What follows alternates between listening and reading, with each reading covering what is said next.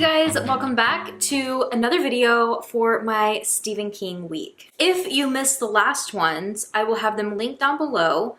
And I believe this is going to be the final one. I am going to have my first Hella Spooky episode back, which is my podcast. This episode I'm talking about cursed objects. So I do mention the monkey. So there is a little bit of Stephen King sprinkled into that. If you want to check it out, I will have it linked down below as well. The rest of this week, I have my reading cut out for me. It's gonna be a long week. I'm so glad I started the rest of Stephen King week much earlier on. Even Skeleton Crew, I started last year. Never Flinch, I was able to put in a 1-day vlog style, and If It Bleeds, I filmed over the past week or so. So I have time for the rest of Stephen King week to celebrate and read not only The Stand, but I'm also going to be diving into the new short story collection, The End of the World as We Know It. This is new tales of Stephen King's The Stand, edited by Christopher Golden and Brian Keene, and there's an introduction by Stephen King himself. There's so many of my favorite authors in this short story collection that I literally cannot wait. But before I dive into that, I've got to read The Stand. A little brief history of me and The Stand. I will be quick here, I promise. I have always been intimidated, like most. You guys can kind of see this little flap of paper here. I've been intimidated by this book. This was a given copy, and it's been through it. I don't even have a dust jacket. I want to find a thrifted older version of it with a dust jacket. I'm on the hunt for it. I might even go thrifting this week just to see if I can try to find one, or maybe like a paperback version of it so it's easier to hold while I'm reading, because this like about breaks my wrist. This thing is insane. 1,152 pages to be exact. It is going to be a chunk of a book to get through. And I've tried it once before. A couple years ago, I started it on this. It was actually, I think, 2 years ago around this time, which is really cool, that I started this for the first time, and that's where I made it. 446 pages. And at the time, I was just like, I'm just not vibing with this. And I'm like, it's so daunting, it's so intimidating, like, I can't do this. And I had so many other books that I was so eager to get to on my TBR that for the first time, I think ever, I sat a Stephen King book down. Well, besides it too. I have set it down before in the past too. The bigger ones are just so daunting for me. Looking back at that over the past couple of years, reasons why, besides what I've listed, were also because I was not vibing with the characters. I was not having a good time with them at all. This was around the time that I was like very like hard pressed on like, I like Stephen King's stories and plots. I do not like his characters. Obviously, since then I've read so many more that there is tons of characters of his that I absolutely love. But I'm not gonna lie, there is still a mass majority that I don't like too. With that being said, I also feel like I stopped this. Looking at it in my perspective now, I think it was too close to 2020. COVID, quarantine, the world going insane, and living through that and how scary that was. This was too heavy of a read for me. And even then, that would have been like, what, 2023? Even 3 years after that, like, I mean, we still have cases of it, even now in 2025. But back then, I think it was still too raw and like too much for me to continue reading about too, where this time around I'm appreciating it a lot more. Today I started it, and I am so happy to report that I'm having such a good time with it. Complete different. This is why I love rereading books too. Complete different experience. I am having such a good time with this, and it's so crazy to me because I always feel like books aren't gonna stick with me, and some really don't. Like some, I think back on them, I'm like, what even happened in that book? This book is so vivid for me that like everything that I've read up to so far, I remember. I'm like, oh yeah, I remember that, and I remember this happens next, and then this is gonna happen. Every single character, I may have not remembered their name off the top of my head, but as soon as they're said, I'm like, yep, I remember that person. The work of this book has stayed with me. I am proud to report back on that. And just the fact that like I'm thriving, I'm having such a good time, which is a good thing because I was really nervous about starting this video because I have about a week, less than I think a week, to try to read not only this 1,152 page book, but also this 700 plus page book to go with it. It's gonna probably be a long video, so grab a snack, buckle in.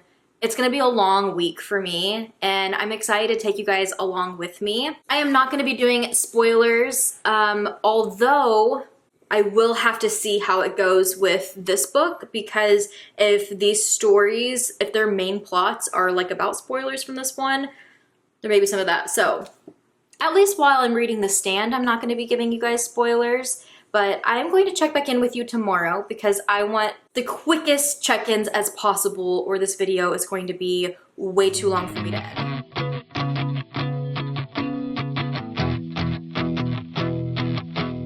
Sorry about that text you got, I didn't ever mean to send it. So you got me in my feelings, also fuck autocorrect. And I've been doing fine except the stabbing pain up in my chest. And I'm stuttering, okay, I'm done. But now you're gone again. I'll take all your issues, you can have my friends. I don't see. Another day and it is still raining. It's actually been 2 days. So I checked in, or I started this video the day before yesterday. Just dropped off Axel at school and now I'm on my way to Starbucks. I am treating myself today. My work's starting a little bit later today than usual, so I was like, you know what? I'm gonna go by Starbucks. And then I'm going to work on editing a video for a bit. Okay, that road was so bumpy and I know so loud for you guys, so I waited. Hopefully this is better. I wanted to check in with you guys on The Stand. I'll show you how far I've gotten in a minute. I still haven't reached the 400 and whatever pages as I did last time I tried reading it, but I'm pretty close, which is alarming since I've done that in 2 days. I kind of started with the goal of let's do 20 chapters a day just to see if that was manageable, and the first day I kid you not, I read over 20 chapters. Like, I was so invested and absolutely loving it this time around. Hi, what can I get started for you? I have a mobile order for Allison. Gotcha, you're good to pull around. Thank you. So, I have so many bookmarks. Why am I not using them? But this is how far I am. I've read that much. I made it to book 2.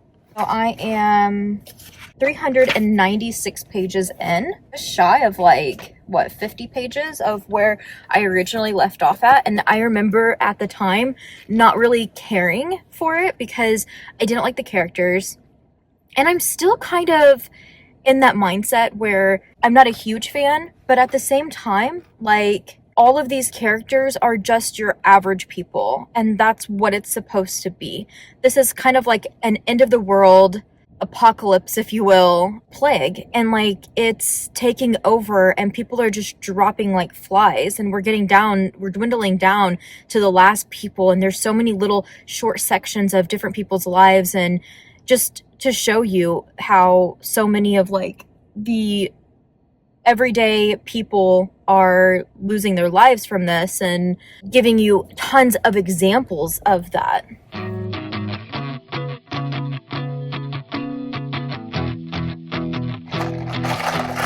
Sorry about that text you got, I didn't ever mean to send it. So you got me in my feelings, also fuck autocorrect. And I've been doing. Oh my gosh, you know what? Judge me all you want, but I spent my entire life like not drinking pumpkin spice lattes because I hate cinnamon. And the last couple of years, it's been life-changing. So, you know what? at least I get a toll, you know? I'm watching it. I know that it's mainly just a dessert, but it is what it is. So yeah, so far, that chunk of pages, literally an entire book, has just been dedicated to the world building, letting us know about this plague and like where it stems from and all the different people, all the average day people, their lives, who they're losing, them dying. Like, it's sad and it's so bleak. And I think that's why I originally stopped. I'm sorry, I'm back on the bumpy road. I think at the time it was like 2023, 3 years since 2020. So anyways, I'm home. I think it was just so bleak and so close to 2020 that I couldn't do it. I think it just really got me down. And I think that's why I had such a hard time picking it up, where this time around, like, I'm understanding the hype. I'm understanding why it's such a love story, and thinking back to before 2020 times, how wild of a book it was, and thinking about that also, like, I probably would have been so much more scared and paranoid if I had read The Stand before COVID happened, because I would have been like, oh my God, it's the end of the world. Like, we're going to start, like, the media is not going to be covering this, and we're going to start having, you know, these army people show up in our town and like shut our towns down and roadblock us and not let us out because they're quarantining all the sick people in this, you know, vicinity. And that's what's happening with this. Although you have like a bunch of random day-to-day people that we're getting because it's story building, it's showing like how it's hitting everywhere, you also have some main characters that we're following. Franny, who is just this young adult girl who just found out she's pregnant, doesn't want to marry the guy that she's with, and isn't really sure what she should do yet with the baby. And she's going through her options, and then all of a sudden the sickness hits. And her parents aren't like super thrilled with her news, but at the same time, like, she has a really good relationship with her dad. So her dad's like, I'll always be there for you and stuff. And then it's like this sickness rolls through. You have Larry, who is like a music artist trying to make it, and his single, which, oh my gosh, we're going to hear 5 million times. I remember that. I was like, I swear if I hear Baby Can You Dig It one more time. But his single has made it, and so he's getting some royalties and is living the, you know, lavish life. And then he gets the bill and he's like, I can't afford this type of life. And until he gets his next royalties, he's forced to go back from California to New York to stay with his mother. And she kind of can sense that, you know, he is struggling. And then the sickness hits. Down with the sickness. We have Nick, who is a deaf mute, who rolled into town, got jumped by some nasty people, and ultimately got them behind bars with the sheriff, who is coming down with a sickness. I know I'm probably forgetting some other bits and pieces. We're also getting insight into like the main people who are like trying to control this plague and how it spread, and, you know, what's their next options or what they should do. And also we're getting insight into a lab pretty much who have sick patients that they're monitoring and like pretty much using as test subjects, giving them vaccinations and like different things like that, different medicine to try to combat this, because it seems like it's just some type of flu, but everyone ultimately dies from it. Anyways, that's as far as I have gotten. I wanted to check in because I didn't yesterday. It was a weird day yesterday. I didn't get as much reading, although I did hit over my, 20 chapters. So I am still on track, but I want to do better today. And I have some time this morning, but I do need to edit. I got my bacon Gouda sandwich, egg sandwich, and my PSL. So I'm going to go sip and edit, eat my breakfast. Then I'm going to jump back into it, and I may see you guys later today. But I just wanted to give it a little update because I've made it to book 2, and before long, I'll be reading in territory that I've never read before. So I'm super excited for that since I'm enjoying it so much this time around. Pain up in my chest and I'm stuttering, I'm done. But now you're gone again. I'll take all your issues, you can have my friends. I don't miss you and I miss you on my phone screen. Now I save the tissues that you bought me from a nosebleed. I don't think about you, but it's all sweet. Gone again. I'll take all your issues, you can have my friends. I don't miss you and I miss you on my phone screen. Now I save the tissues that you Been a day. I recut my bangs. That's how you know I'm going through it. I'm not gonna lie, it's been a rough week. I feel like I'm gonna try to film, but like I'm in parent pickup line on a Friday and I'm sandwiched between cars and the truck in front of me, I feel like he can see me through his like rear view mirror and feel judged. I am not happy with the way my Stephen King week is going, to be quite honest, but it is what it is. I'm trying to barrel through. I was so smart starting If It Bleeds early, and I should have just kept that momentum up, but I had to pause to go into other books for other videos, so yeah, not much I could do there, but I feel like the Never Flinch vlog really took it out of me, and not even, like, it was a full-on day of filming, and I just wasn't very lively. I didn't plan ahead on, like, cool things that I could do, and I kind of just wanted to have a lazy day. I don't know. I hope you guys don't mind the video. I hope you guys like the video. I'm beating myself up over it. It took me forever to edit it. My laptop kept trying to crash on me, and I was just like, I'm going through it. The video was supposed to go up yesterday. It is still uploading today because it took me forever to edit it. And then I started uploading it last night. It's been uploading like all day. YouTube does this to me every once in a while. And I know it's YouTube because my like internet and everything else is completely fine. Literally it's just taking forever through YouTube. It's irritating. So this just means that I am a day behind schedule now. And I think I'm going to tonight or tomorrow work on my first back Hella Spooky episode. I already have it. God. These people who live here and we have to park in front of their house every day in line. Her teenage boy literally just walked out in a full Spider-Man costume and like jumped into the truck like Spider-Man would. Anyways, yeah, I think that is the plan. It's the Cursed Objects episode. I'm gonna try, if my laptop will let me, I'm gonna try to edit it and get it up, but I gotta get it up like on YouTube platforms and podcast platforms, and I'm gonna start posting again for it, so that's a lot in itself. So this vlog is not technically gonna be in Stephen King week. That's why when you guys are watching this and it's literally not my Stephen King week anymore, that's why. But I am gonna post it after the Hella Spooky episode, so go check out the Hella Spooky episode if it is up. I'll link it up above. And yeah, you guys should see this video right after that before anything else. But yeah, it's been a lot. Anyways, I say all that because I don't really have an update for you besides the fact that look how far I am. I've read all of that.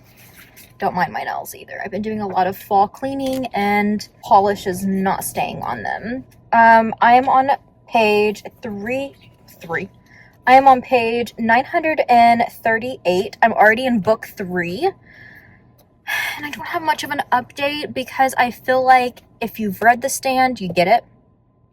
If you haven't read The Stand and you need a little bit of like a pitch to really know like what's going on here, it's so much character building.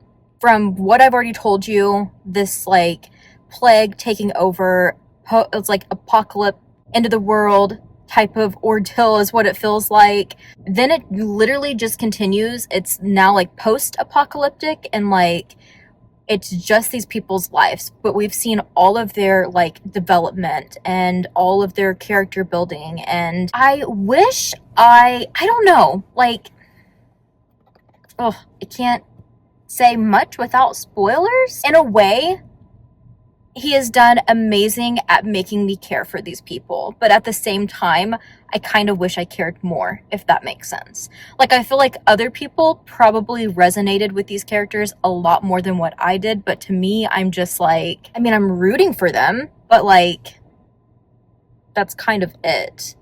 Don't get me wrong, I've been sad already. One of the last, or recent things that I read from it was pretty sad and unexpected, and I was not expecting that. I'm kind of upset by it because, yeah, I didn't want that happening. But besides that, I don't know. I feel like the majority of this, the only horror that's in it is really the fact that so many people have been wiped out. Like, the horror is what it looks like post-apocalypse and like how people are going to survive, and that's pretty much what it is. Now it just kind of feels like one of those like shows or movies where you have a bunch of like people stranded on an island or something, and they're trying to stay alive. They're trying to build like a community and like take care of each other and all work together. That's literally what this is, but it's in our world, and it's, you know, early, I think, 90s. It's a really cool concept. It's super wordy. I'm not gonna lie, I've had a decent time with it though. Like, not once have I thought like, I really don't want to be reading this. Like, I've really enjoyed the ride so far. Looking back on it, I feel like it would be a long time before I would want to pick it up and read it again, just because it is so wordy, and I feel like once I've read it once, I'm going to be like, I don't need to know all of this about all of them all over again. But yeah, from character development and like really seeing character growth and all of that, this is the book probably I've been the most impressed with, probably ever, in that aspect. But you also have that many pages to do so that's why.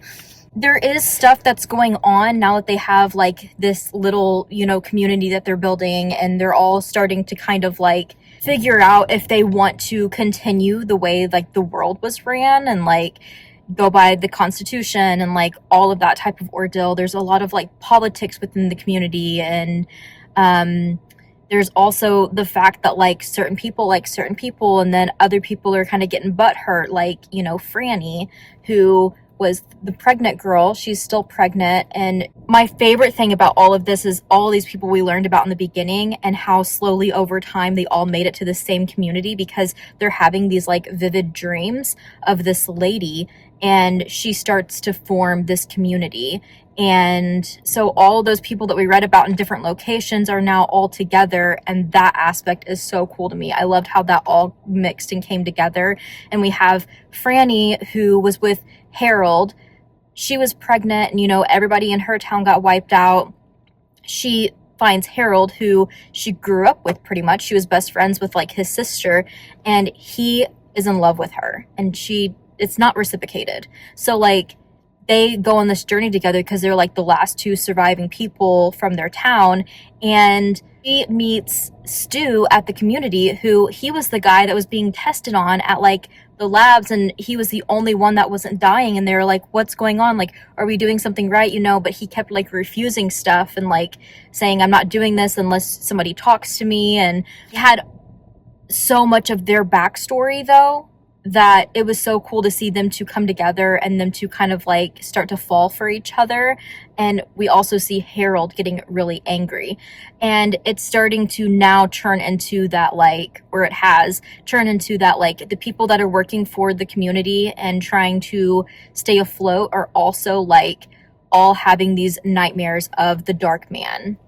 And they're having just these awful nightmares about him, and that he potentially wants to get rid of all of them. He is coming for them, and they just don't know when, and it's going to be a good versus evil in the end. And it's kind of like, you're either going to go against the evil or you're going to be chosen by the evil. And we're seeing like which characters are doing what. And yeah, I'm kind of at like the tail end of it now, that like I feel like I'm going to speed run the end, because like I'm not going to be able to put it down once it really gets going, now that I'm in the book 3. but pretty much like the people who were supposed to go on like the quest to go and face this dark man are now doing that. So that's why I'm saying, like, I feel like the story is going to start wrapping up and I'm going to be sucked in, not being able to put it down. And I'm excited for that because I was originally supposed to finish The Stand today. So I'm kind of hoping I can, or make it very, very far to where I can still start the short story collection tomorrow. Whew, that was a big update, but I wanted to get all of that out. I'm enjoying it still. I'm sorry this week hasn't been more exciting than what I had hoped, but hopefully I can turn that around in this video once I get to the short story collection. I don't think about you, but it's all sleep. Summer days, don't miss your taste. Got in the crawl space, wanna break, still see your face. I just don't wanna be a missing case, walking in place. Keep up with my pace, stay awake, stay awake. That's what they all say. I'm shot, really raw. What you wanna scream about? Iced out, metaphor. Cause you wanna bite back. Know you got it in me, but my comments ain't inside that. What you wanna talk about? What you tryna get at? Big girl on the boat, miss my RT. So since leaving you guys, I did finish The Stand. It's officially a goal on my bookish journey that I have checked off. I had so much fun. I feel like I barely checked in because partially the whole reason of this video is for the short story collection, the new one. So that's kind of why, but also because I wanted to make the Stand portion non-spoilery.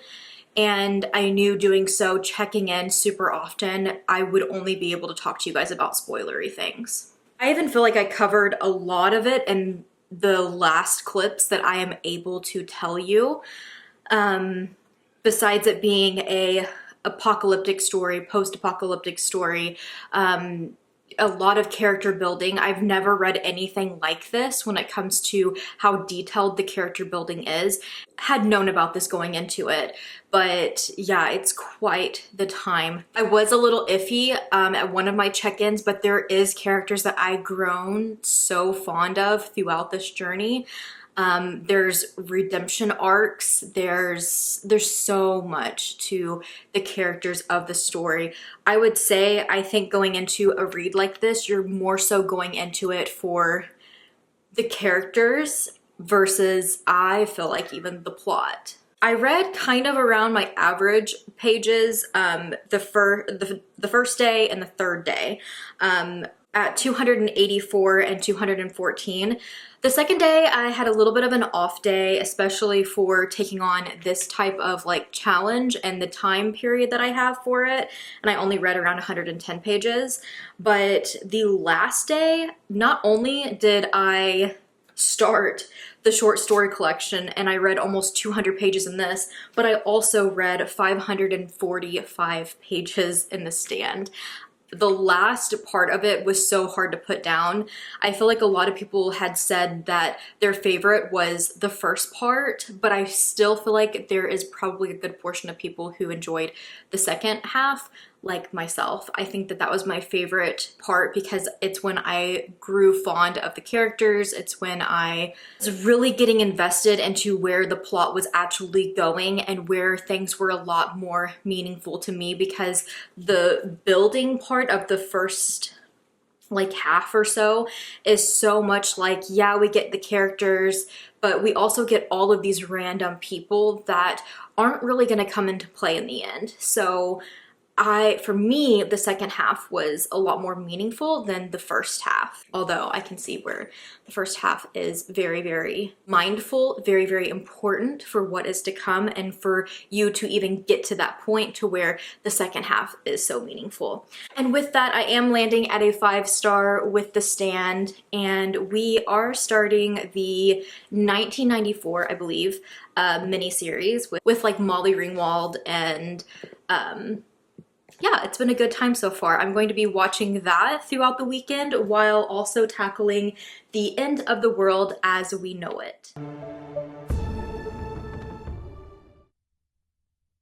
Forward, Christopher Golden. I suspect I was 12, just about to turn 13, when I spotted the first Signet paperback edition of The Stand in an airport bookshop. Stephen King. Although the unabridged version of The Stand concludes with Randall Flagg, an epilogue meant to show that life is a wheel and evil always comes around again, the original published version ends as it began, with Stu Redman and Franny Goldsmith. First of all, we have two little like introductions. Well, we have the foreword from Christopher Golden, which I loved. He talked about his childhood, picking up The Stand and reading it for the first time. It was a great start of this book, this collection. Also being so mindful that this is such a beloved story, that where to take this and with who to add to, you know, this collection. Him and Brian were very, very like mindful of who respects the author, who adores The Stand, and would take it in a way to add something beautiful to it and not take away from like the original story. And then we have the introduction from Stephen King, which I also highly recommend you reading if you do pick this up. Not only does he kind of give a little bit of a backstory of The Stand, but he also goes into like where his mind was at with allowing this collection to happen, and also a little bit of an insight on what he thinks of this collection also, which I thought was fun and honestly, like, definitely hyped me up for the start of this. I'm here to talk to you guys about part 1, Down with the Sickness.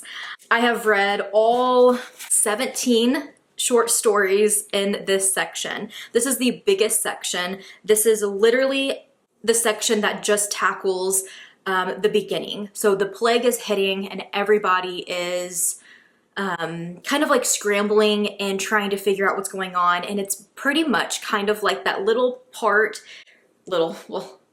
segment in The Stand where we get a bunch of random people who we're seeing their day-to-day lives and how much it's changed because of this epidemic happening. I feel like this is a really good part to tell you that although I am not going to be spoiling any of the books or stories in this collection whatsoever, I'm going to be very mindful of giving you guys a brief synopsis of each one and then my rating, some little thoughts here and there that I can without spoiling anything. But with that being said, as we pass today's segment, Down with the Sickness, we will probably get into more spoilery territory as far as The Stand goes. So if you haven't read The Stand, you might want to go ahead and go do so, or you will be spoiled here. First up, we have Room 24 by Caroline Kepnes, and I also tallied up, or I am tallying up which authors I have read from before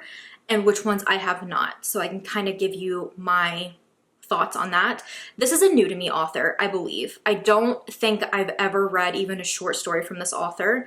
I landed at 3 stars with this story. I found this one to be pretty explicit. Also, to start this out with this one, I thought was a wild choice because there is literal no mentions of The Stand necessarily as far as any like Easter eggs, besides the actual like plague itself, the sickness that's going around. This one is almost kind of like a obsession leads to crime of passion, and it's about this officer who goes to check on a woman after he's gotten a disturbance call that there's some type of like domestic, you know, fight going on. He checks in on her and he sees all of the signs of domestic abuse, and not only does he keep it in the back of his head that he wants to check in on her, it also leads to this obsession. Then we have The Trips by Wrath James White, an also new to me author, but I gave this one 5 stars. This is about a Black family who their neighborhood is just getting word of this plague. People are dropping left and right. We're going to kind of see this continue throughout all of these stories. So I'm sorry if I sound like a broken record, but some of them, like, that is the best way I can describe them, is that this sickness has hit and everybody is dropping like flies.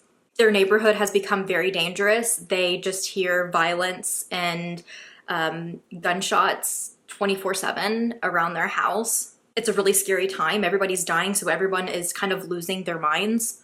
This pretty much follows a brother and a sister who are dealing with their mother becoming ill and not really knowing like what they're going to do. The brother is getting these vision dreams of Mother Abigail, which is a nod to the stand on where he needs to go, Nebraska. It's very sad, it's very devastating, but at the heart of it, it is a POV story of a family that is going through the early stages from the stand.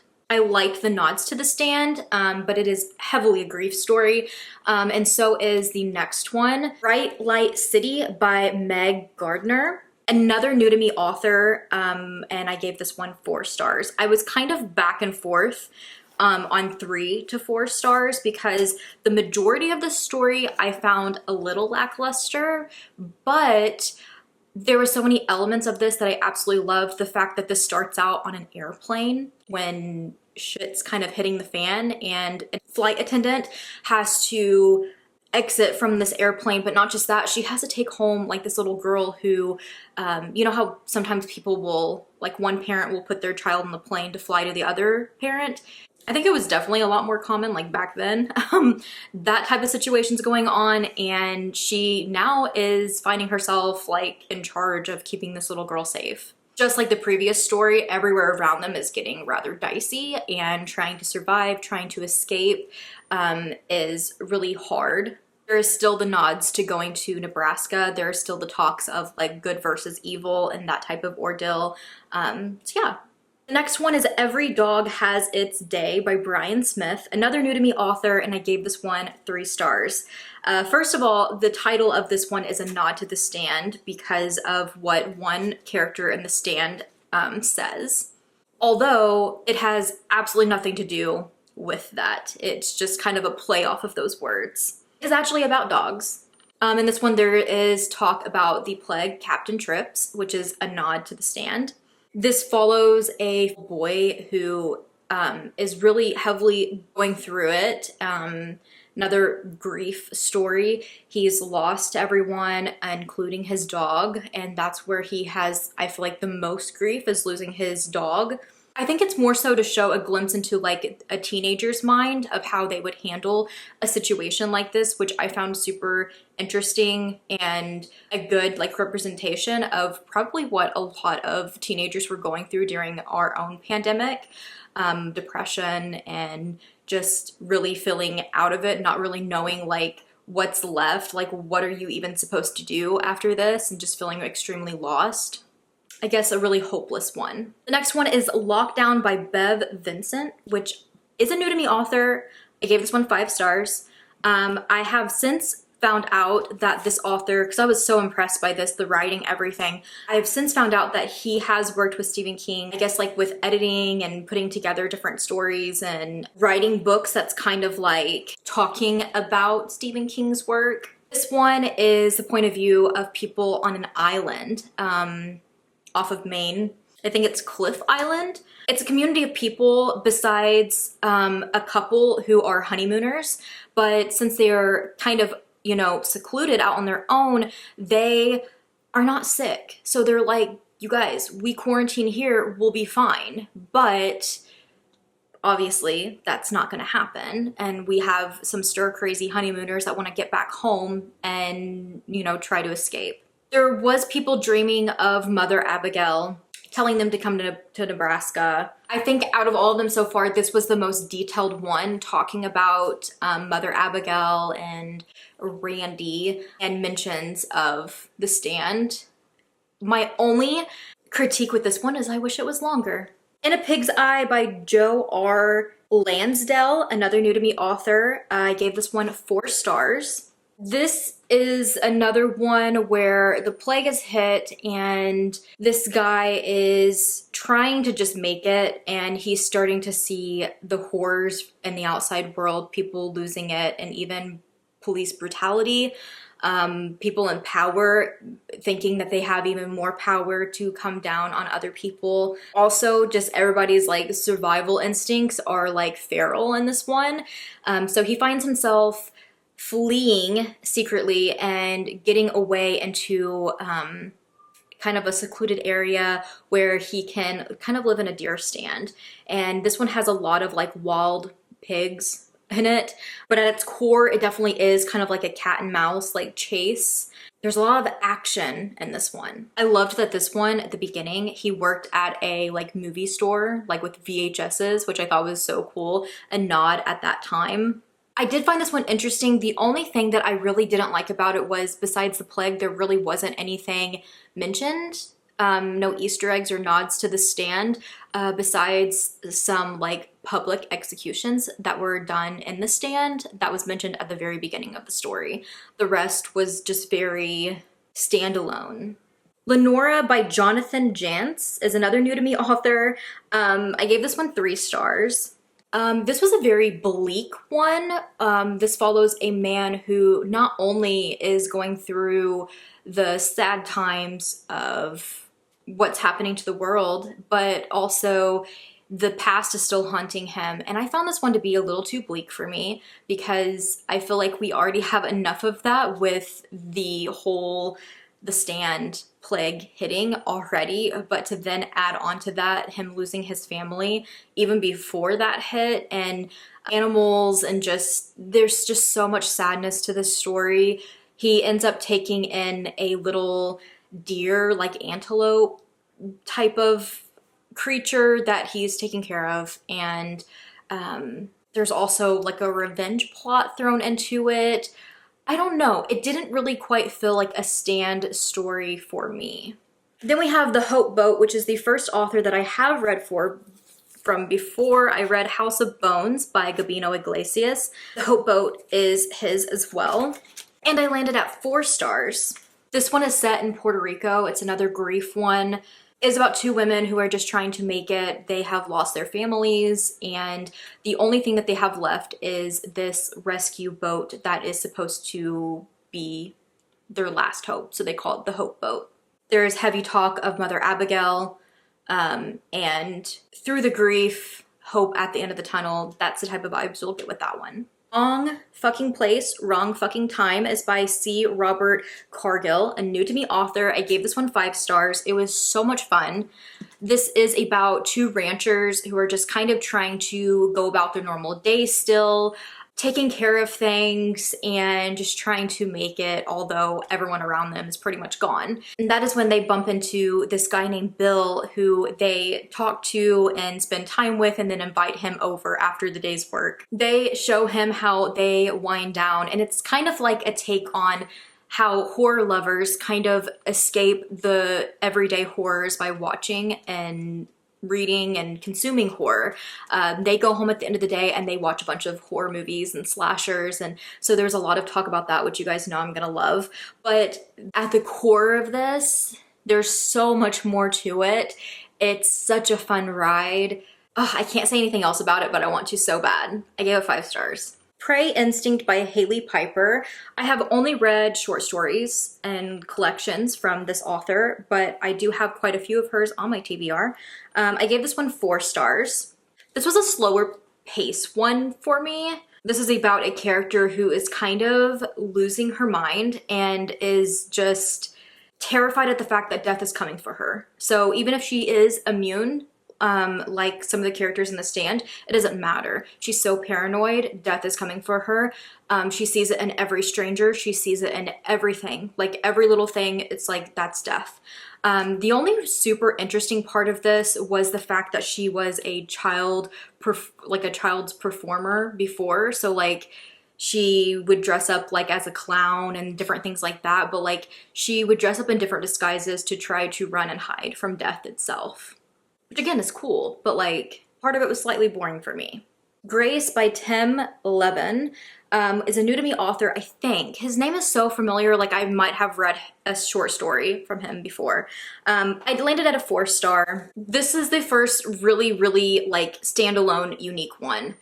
This is about 3 people in space. It kind of reminded me of the teenage one again, where like it's definitely more of like a mind psychological thriller vibe, if you will, because you have these 3 people in space. Obviously, like, they're quarantined, they're not going to get this, but like everybody down on Earth that could help them get back to Earth are gone. They only have one person that they can communicate with, and he's just kind of like a tech guy. He can't really do much for them. And some of them on board have already went mad. So the rest are just trying to survive and figure out what they are supposed to do, and they're not confident in their skills of getting back home.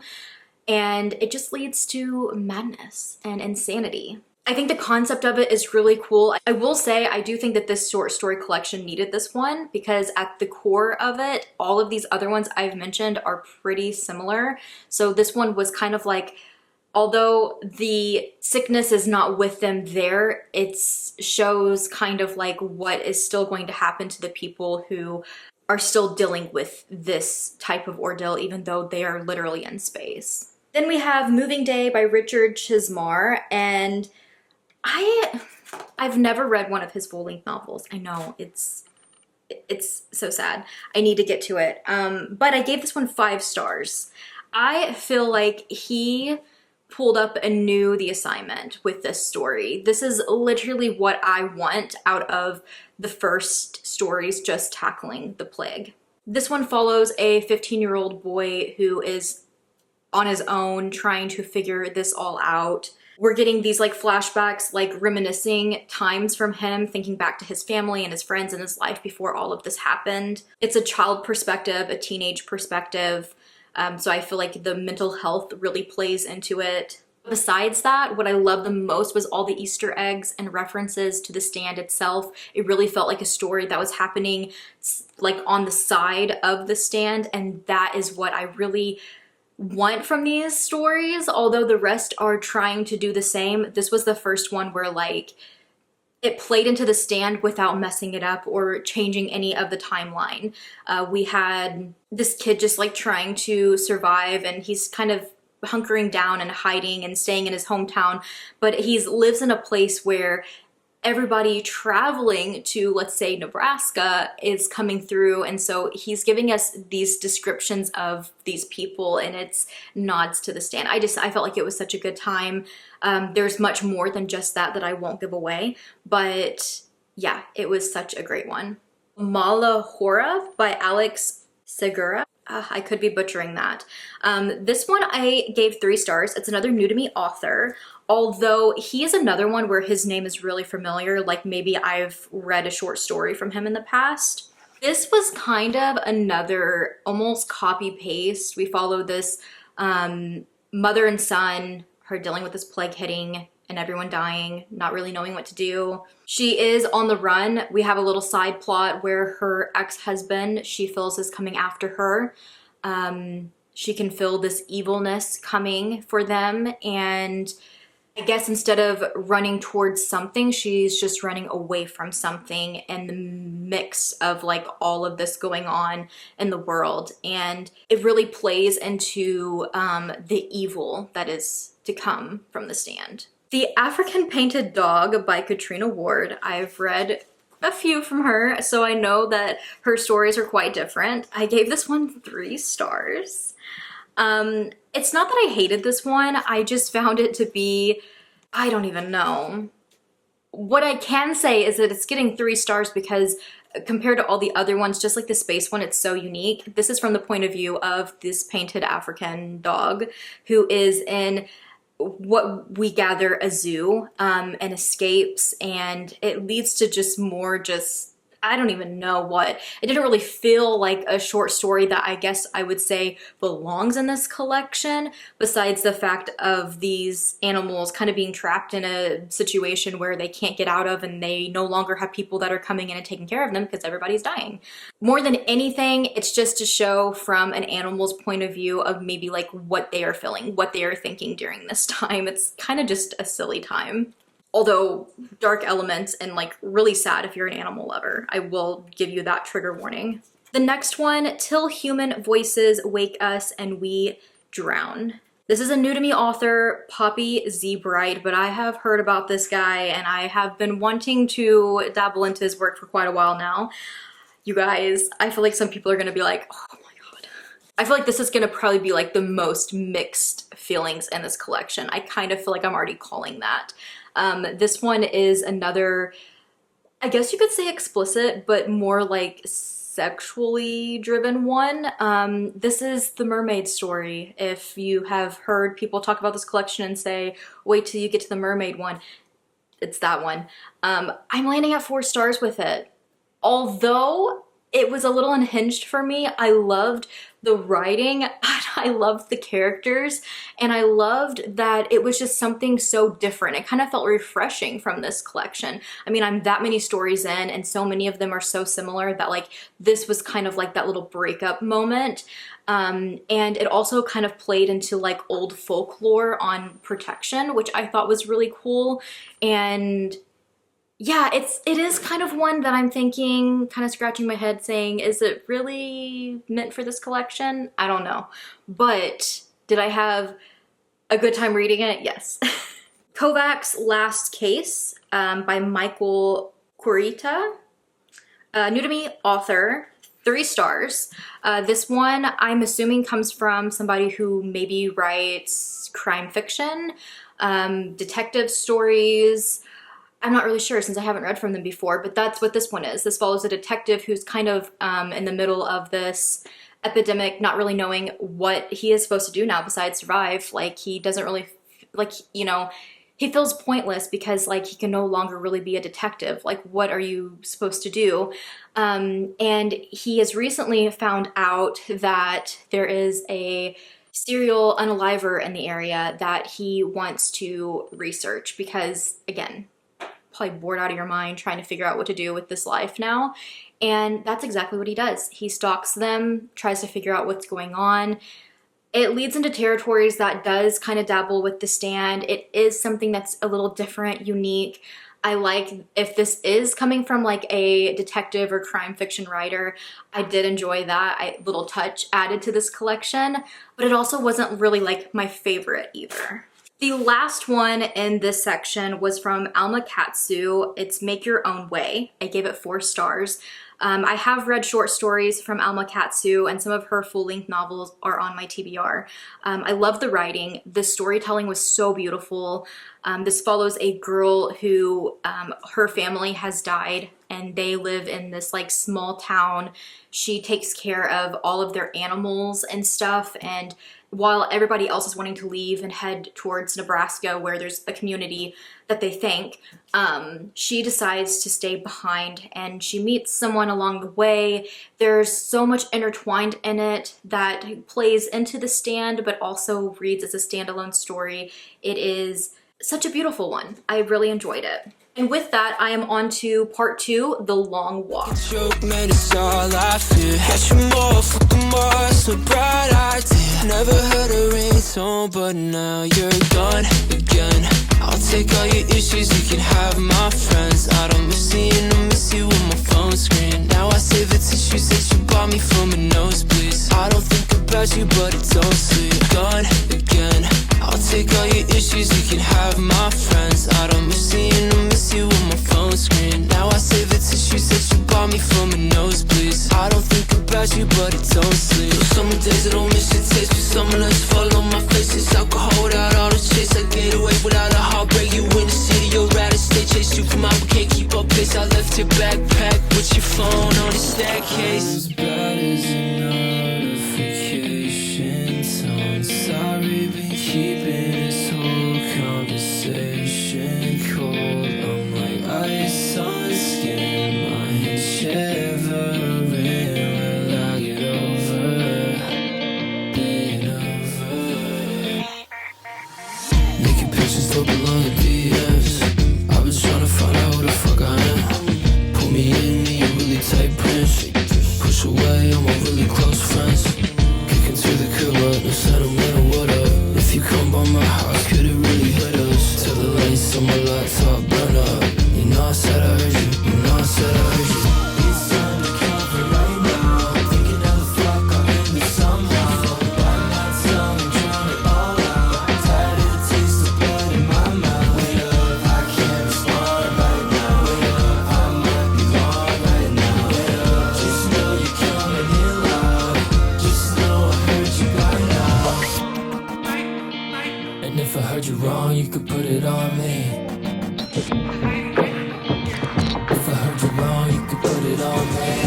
Got no no baggage, I'm okay. No FaceTime for this face. It's a 45-minute drive from the west side back to my place. I'm stuck on 4 or 5, like 4 or 5. But a lot of time to just think. Got a lot of shit on my plate. Gotta get my head straight. By the time I said it's over now, gone by yesterday. By the way, it's all the ways. If you couldn't tell nothing by the look on my face. Making pictures don't belong in DMs. I've been trying to find out who the fuck I am. Pull me in, me a really tight pants. Push away, really close friends. Kick into the curb, no sentimental, what up? If you come by my house, could it really hit us? Till the lights on my laptop burn up. It was The Long Walk, and this whole section featured 9 stories, and these are kind of stories that are next in line. So first we have, you know, Down with the Sickness, the plague hitting, and now it is a little bit more adventure, a little bit more like, almost like quest-like. All of these characters are now traveling or getting out of certain areas and embarking on their journey like characters in The Stand did. First up, we have I Love the Dead by Josh Malerman.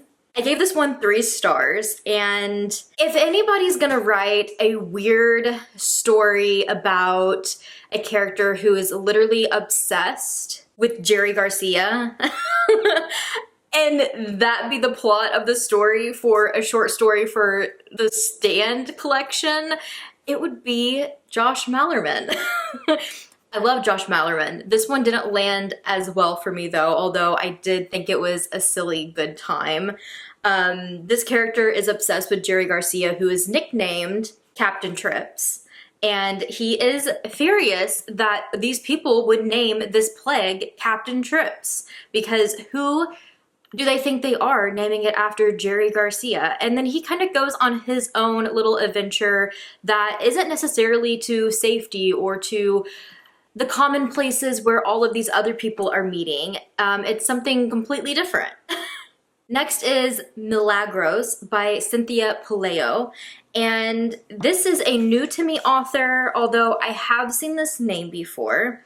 I landed at 4 stars. This one was super intriguing to me. It's another one that takes place in Puerto Rico. We have a Puerto Rican woman who is pretty much telling us about the devastation that Puerto Rico just went through with a hurricane in 1989.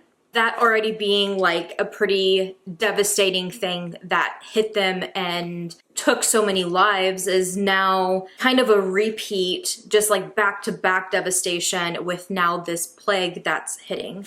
It's also another story highlighting another part of the world that gets hit. It's not your standard, we're on this now journey because, you know, we're going to the same people like in The Stand. It's a kind of out there like by itself story, but I really enjoyed that one. Then we have The Legion of Swine. This is new to me, although S.A. Cosby has popped up many, many times. I've seen his books. Usually they are ones that I'm not sure are going to work for me, but this one did. I landed at 5 stars with this story. I absolutely loved it. This follows a man who is, it's kind of another like ranch style. They have a bunch of pigs. And his entire family is now dead. Pretty much he gets these like strange visitors that seem very friendly, and it's kind of like a who can you trust story and very questionable uninvited guest. I loved the ending of this one. Then we have Keep the Devil Down by Rio Yours. This is a new to me author, and this story went on and on and on and on and on. I did land at 3 stars with it. It starts out kind of intriguing, being kind of like this like car chase. But this story is so long that it's actually like set up into segments of going back then, going back in time, seeing what has caused this car chase. It follows a woman who is looking out for this young girl, not fully aware of how intense this little girl's background is and the people that are still alive out there for her. It jumps back and forth between then and then the now. It kind of felt a little out of place for this collection, in my opinion, with just brief mentions from The Stand. I did wish more from it, especially with how long of a story it was. I feel like it's probably the longest one in this collection. Then we have Across the Pond by V. Castro. I have read from V. Castro before. I've liked stories from V. Castro before, but I am landing at 1 star with this. I really did not like this story. This is one, I think in the majority of these, I would check triggers if you have certain triggers, because there is like animal abuse and stuff like that. It's kind of sprinkled throughout some of these stories, but although there's not that in this one, there is, let's just say, unconsensual things going on that I was not a fan of whatsoever. I hated reading that. And then where the story went, I felt like, I don't know, there was a part of me that was like, I've liked V. Castro's writing. I think like this is going to like wrap together because we have these two people that are across the pond. They are in London, and they both have the mindset of following the evil. And I thought that that POV is so cool to include in this collection, but then she just lost me with it. And the ending wasn't very satisfying for me. And yeah, I just felt so lost with this one, unfortunately, and wish there was more, especially since this has been the only one that's been set across the pond. Then we have The Boatman. This is by Tananarive Due and her husband, Stephen Barnes. I have read from Tananarive Due, but I have not read from Stephen Barnes, I don't think, unless it was a short story collection. I gave this one a 5 star. I think they did a phenomenal job. This is probably the most adventure-packed one so far. It gives almost like pirate vibes for me. This follows a young boy and girl who have found themselves trapped. They are living at Key West, and they are wanting to make their way over so that they can join the people in Nebraska or Colorado. And they seek out this boatman's help to sail. And the reason so is because there's talks of pirates, and they're scared of going alone, just being too young, pretty much children on this journey. And the journey starts. There was some things that I felt like were a little off, or like I kind of wanted more from it as far as like an adventure pirate read. But at the same time, for what this is and being a part of a collection like this, I think it did a phenomenal job with it, and I was not once bored. I was so intrigued the entire time. The writing was great. I had a wonderful time with it. The story I tell is The Story of Some of Us by Paul Tremblay. I love Paul Tremblay. This got a 5 star. But with that being said, have you read this? Because if you have not read The Pallbearers Club, you might be thinking, what is going on? I think it was a choice for Paul Tremblay to make his story follow some of his own characters. And I was not expecting that, although I do recommend reading The Pallbearers Club. I think it's a great book. And if you do, you can revisit this one and you'll be like, oh, okay. You'll understand a lot more as to why we're getting this weird narration from our main character, Art's acquaintance, and why it's written a certain way and why the mood is set a certain way. It's so hard to explain. I feel like it does tie in to The Stand with mentions, but I'm not gonna lie, for this collection, I feel like this is one that he did for his fans. So if you're fans of that book or of Paul Tremblay, you're probably going to really like it. But again, it's just, I don't know, it's wild that that is what he decided to do with his. I obviously really liked it, but whoa. Then we have The Mosque at the End of the World by Usman T. Malik. And this one was kind of a harder one for me to get through. I feel like it's another one that's needed for a collection like this to highlight another part of the world, because this does take place in Pakistan, and these characters are talking about how when the plague first hit, a bunch of the religious people were saying how like this is coming from God, and it kind of is a story showing that like it's not like a plague that's just going to take out a certain congregation of people. It doesn't matter your skin color, it doesn't matter what religion you are, it's going to take out whoever. And besides that, it really delves into a story about where they're from and how they are moving forward and how they are making it. It has brief mentions of the stand, but it's the first one that really, like, from a different part of the world, really mentioned how we can't travel there, but we can do what we can here. And I really liked that aspect from that story a lot. Landed at 4 stars. And then the last one is Abigail's Gethsemane. I think I'm pronouncing that right. This one, it was by Wayne Brady and Maurice Brodus. And Maurice Brodus is really familiar. I think I've read a short story collection that he was featured in. I gave this one 4 stars. Listen, this one wasn't perfect for me, but I enjoyed it in this collection.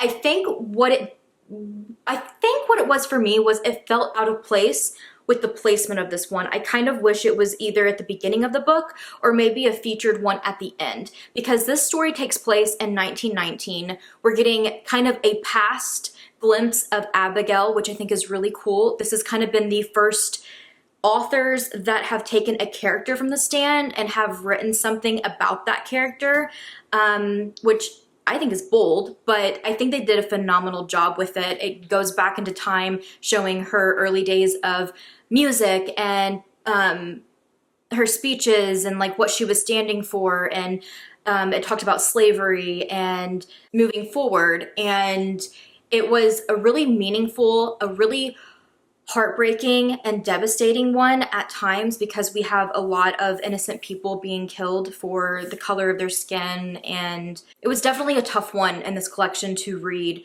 I found it to be an okay length of a story. I thought the writing was really good. I just think the overall placement for me, with what went on in this story, I feel like could have really benefited being earlier in this collection, or even just kind of like a bonus featured at the end. Now on to part 3. We have Life Was Such a Wheel.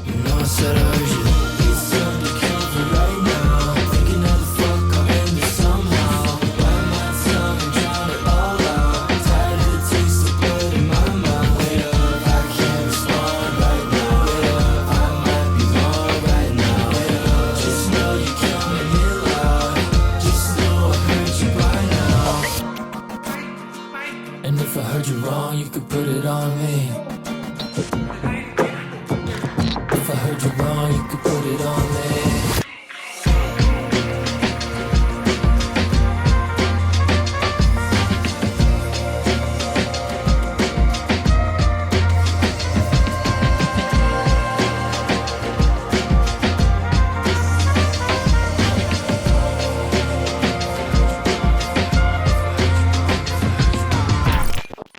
Wait all up a minute, I think that I'm feeling sick from all this automatic driving to your house.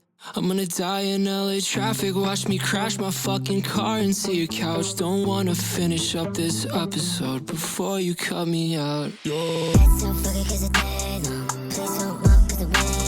I'm still done cause I'm way. You can never take me. I'm just living life, I guess a bottle wouldn't break me. Thinking about 1,000 reasons why you probably hate me. And if you pull up, I'll be your biggest fan, shoulda, coulda. I'm thinking about the past and if I would've even stood a chance when your foot was on my dash. No, it only made me crash, I know I shoulda. And be your biggest fan, shoulda, coulda. I'm thinking about the past and if I would've even stood a chance, and I know I shouldn't ask, but I really want you bad now. I've been thinking about topics to talk about, to sort it out and make it right in my head. Now that it's been long. Finally back. I did in fact finish this the end of September. Happy October, it is the 1st. I'm so excited. It's my favorite time of the year, and I'm also really excited that I am wrapping up this video today. First of all, the Skeleton Crew earrings. You might be wondering, Allie, why didn't you wear them in your Skeleton Crew video? And I'm wondering the same exact thing. I made some like bookish earrings with my friends a little while back, and this was one of the pairs that I did at the time. Okay, so first of all, we gotta talk about part 3 and part 4. Part 3, to me, was kind of a letdown. Part 3, life was such a will. Now, you gotta think, this is community building. Like, people are starting from scratch, and this is after the stand. So this could be like 20 years from the stand. This could be right after the stand. Some stories don't really mention an actual date, where some do. But we're gonna see a little repetition of that because most of this felt very community-based, very almost cult-based, because you gotta think, when you're starting over from scratch, you're gonna end up like electing somebody as your leader, or like who is going to help run everything, and it's going to cause like some tension because yeah, you could get like somebody that's really good in there, but either way, good or bad, they may get a big head and start taking over more kind of like a cult leader. The first one is He's a Righteous Man, which is a nod to Larry Underwood's song In the Stand. This is by Ronald Malfi, if that's how you say his last name, I'm not sure. This one is focused around a young woman who is married. There is quite an age gap here. We're seeing the authority in this relationship already not starting off to a great start. But this girl is given the task to welcome this newcomer, and this new person who she is showing around and teaching and, you know, showing all the ropes to everything and how they do everything in their community, is kind of like, what's the word? Not really going against her, but almost like in a debate type of way, like, well, wouldn't this mean this? I feel like this one just really dives into the whole community aspect. It just starts us off in that direction. There was some religion talk in it, as well as just toxicity coming from the relationship aspect. And I completely forgot to mention at the beginning, but I gave this one 4 stars. And it was another new to me author. God, I feel so rusty. I am so sorry. I'm struggling. Then we have Awaiting Orders and Flagston by Somer Cannon, another new to me author. I gave this one 4 stars. It's obviously about another community. We're highlighting another female lead.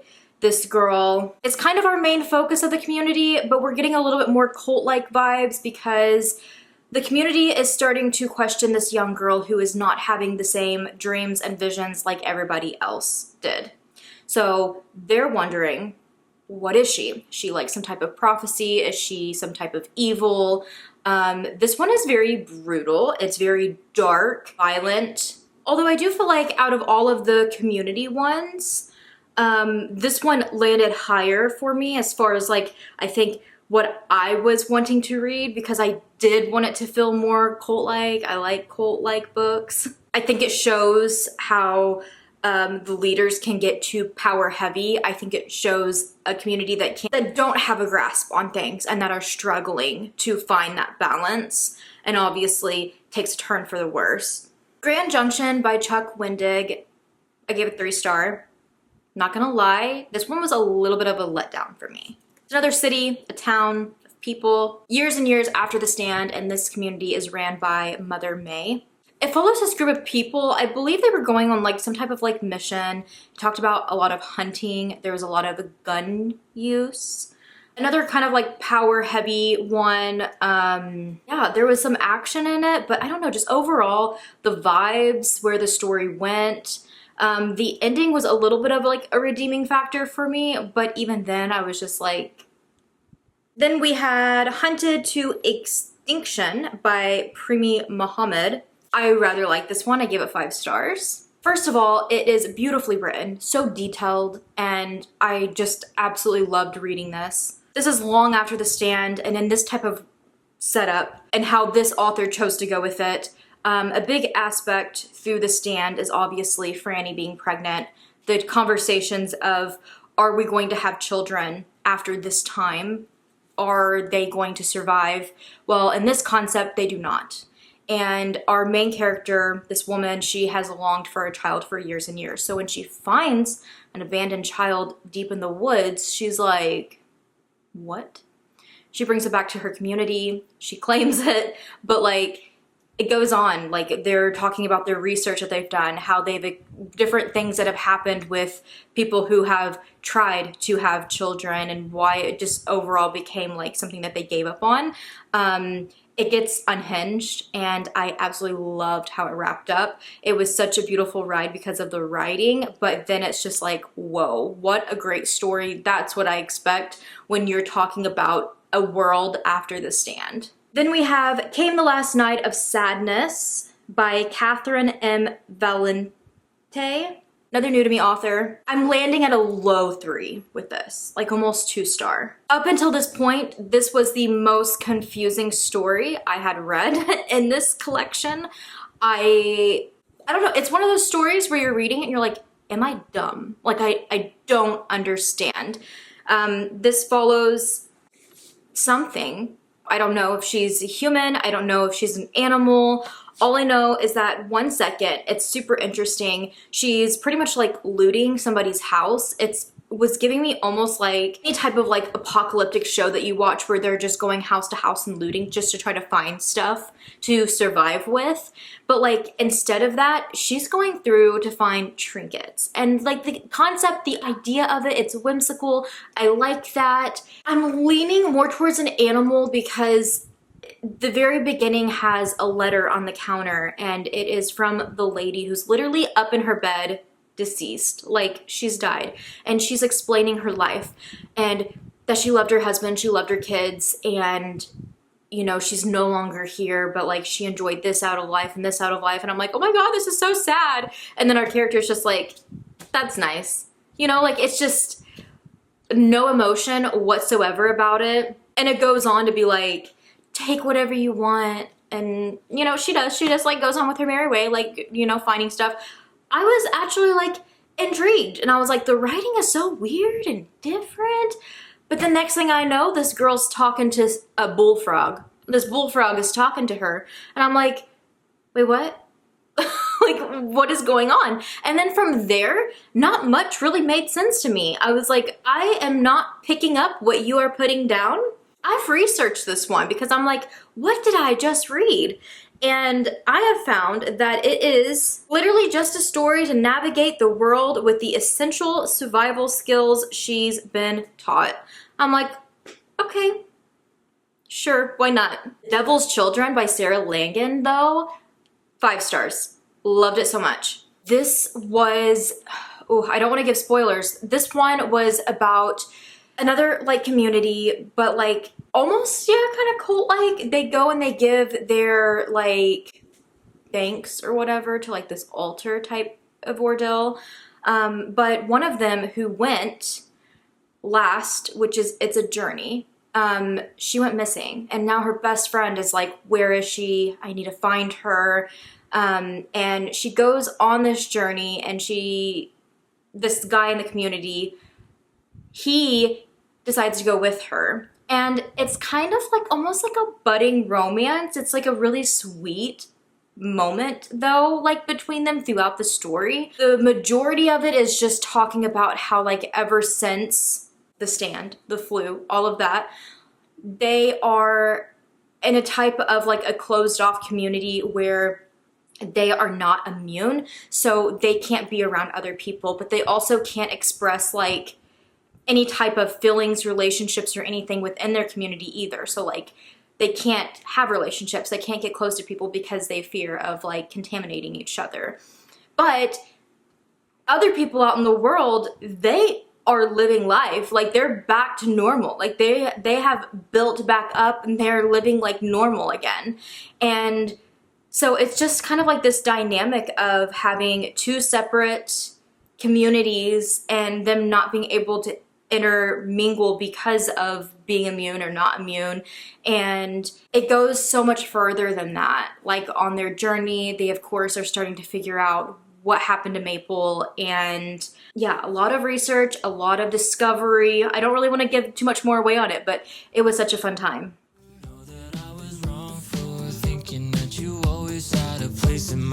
Is this what I had in mind? 25 million years, cause my hands are shaking with. Then Then we have Other Worlds Than These, which is part 4 and the last part. You know, when I thought Other Worlds, I thought like actually other worlds. I will just say that. But one story, I have no idea what this author was trying to accomplish.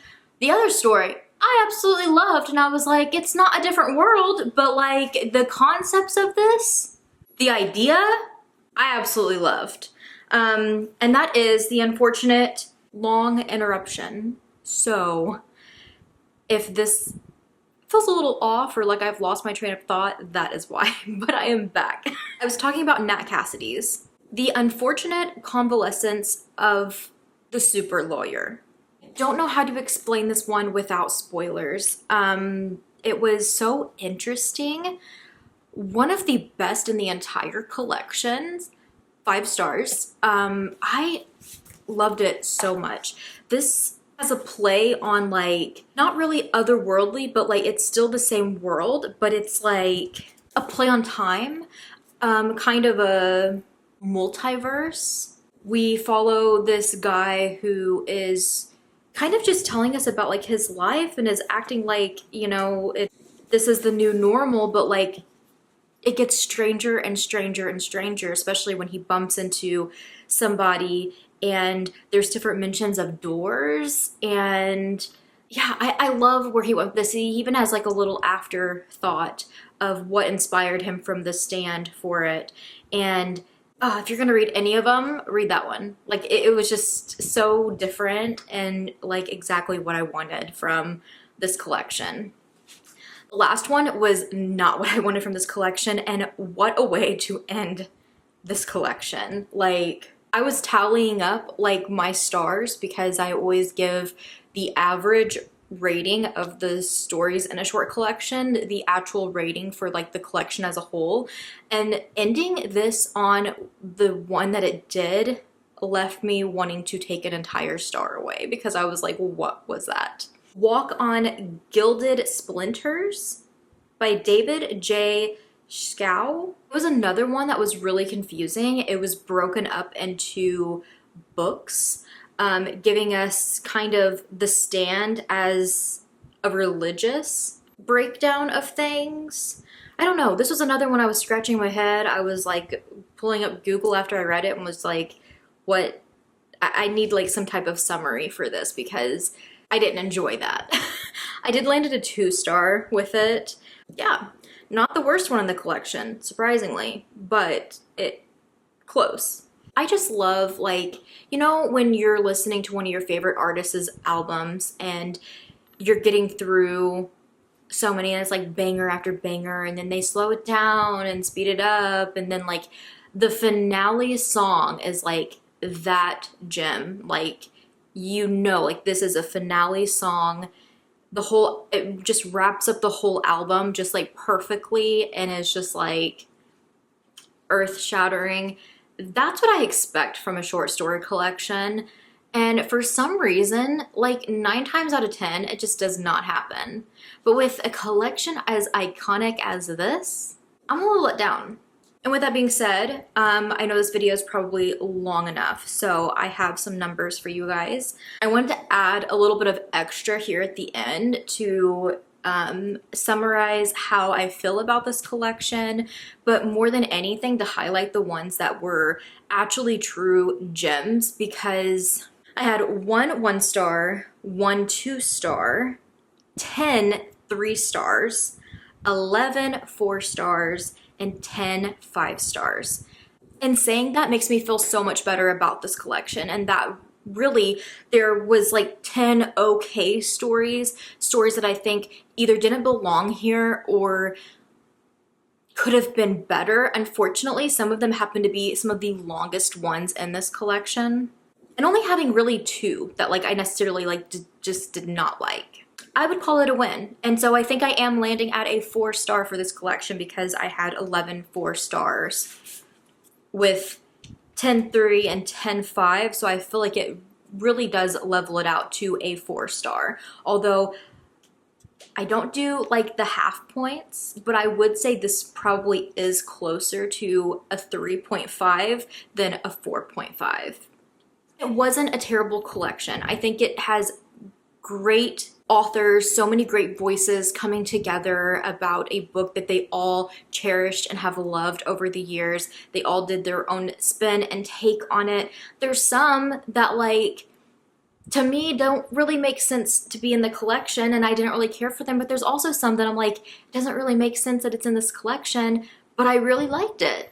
I think my overall takeaway with what I was expecting was I wish that there was more involvement with the Stand, either crossing paths with some of the characters in the Stand, not necessarily changing their narrative or changing their story, but like, I don't know, there were so many like background people in the community as it grew in the Stand that I feel like we could have had somebody's story from that and how they were like helping and, you know, talking about maybe how the 4 guys had just left on their journey. I don't know. I feel like there was so much that people could do. And I think I would have rathered a story like that instead of a story about being in an animal's body, or I don't know. There's just so many missed opportunities. And, you know, I'm no author. So like, you know, I can't judge that hard about this. But I don't know. I am a little let down by the collection, but it's still getting a pretty decent rating from me. I think that there is still tons of amazing stories throughout this. With that being said, there was actually 25 new to me authors and then 10 authors that I've already read from in the past, whether it be a full-length novel or just a short story. But I wanted to highlight my favorite story from each section. So part 1, I have to give it to Wrong Fucking Place, Wrong Fucking Time by C. Robert Cargill, and that's actually a new to me author. I definitely want to pick up more of his work, but now that I've been seeing other people's review on this collection and being like, I'm shocked that came from him. Usually like his work is this. I'm like, ooh, I don't know if that is my normal. But I don't know. I had such a fun time with that one. In part 2, which is kind of like the different journeys and paths people were taking, I'm giving it to The Legion of Swine. Now this one had a close runner-up. I really liked The Lockdown by Bev Vincent. I am giving it to The Legion of Swine by S.A. Cosby. Part 3, I am giving to The Devil's Children by Sarah Langan. Part 4, of course, I'm giving to Nat Cassidy with The Unfortunate Convalescence of the Super Lawyer. Please let me know down in the comments if you've read this collection. What were some of your favorite stories, or if you have a top favorite, please let me know. I feel rather exhausted going straight from The Stand, like almost 1,200 page book, to a 700 page anthology. But here I am, and it is honestly quite the bucket list bookish goal to check off my list. So I'm thrilled about that. But anyways, thank you guys so much for watching this long overdue video. It is way past Stephen King week. I hope you guys checked out my Hella Spooky podcast. And enjoy this last one from Stephen King, although it is spooky season, so who knows? I might be reading some more Stephen King very soon. I hope you take me. I'm just living life, I guess a bottle wouldn't break me. Thinking about 1,000 reasons why you probably hate me. And if you pull up